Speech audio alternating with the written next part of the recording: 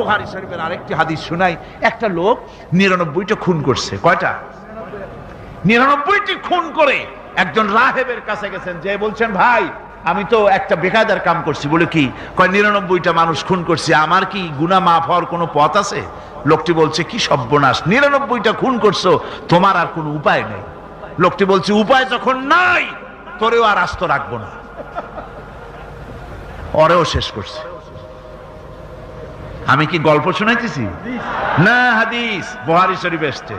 ওই লোকটাকে হত্যা করেছে। তাহলে কয়টা হলো এখন? একেবারেই পুড়ে ফেলাইছে কাম।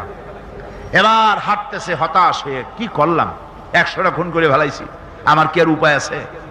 হাঁটতেছে হাঁটতেছে একজনের কাছে জিজ্ঞেস করলো, ভাই আমি তো আকাম করছি, আমি এখন তওবা করতে চাই, আমাকে কি একটা খোঁজ দিতে পারো, ভালো আলেম বড় আলেম কোথায় আছে, আমি তার কাছে কি তওবা করতাম?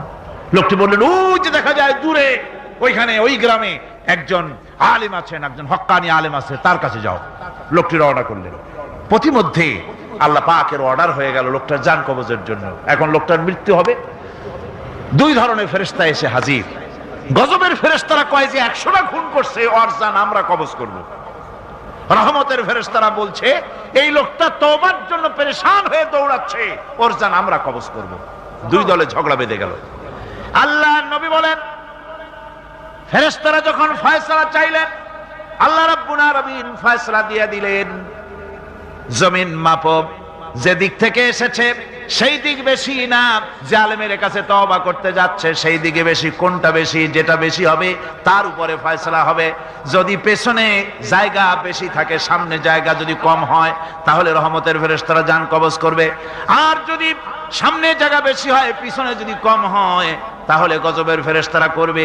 মাপা হলো, ফেরেশতারা জমিন মাপলেন, জমিন মেপে দেখতে পেলেন ওই আলেমের বাড়ি, যার বাড়ি তওবা করতে যেতে ছিল, তার বাড়ির দিকে 1 বিঘা জায়গা মধ্যভাগ থেকে 1 বিঘাতের মতো কি 1 হাতের মতো বেশি এসে গেছে।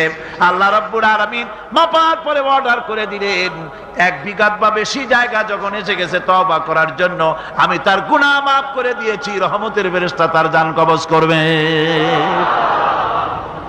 আমার বন্ধুগণ, আল্লাহ রহমান রহিম। মানুষের জন্য গুনাহ করা স্বাভাবিক।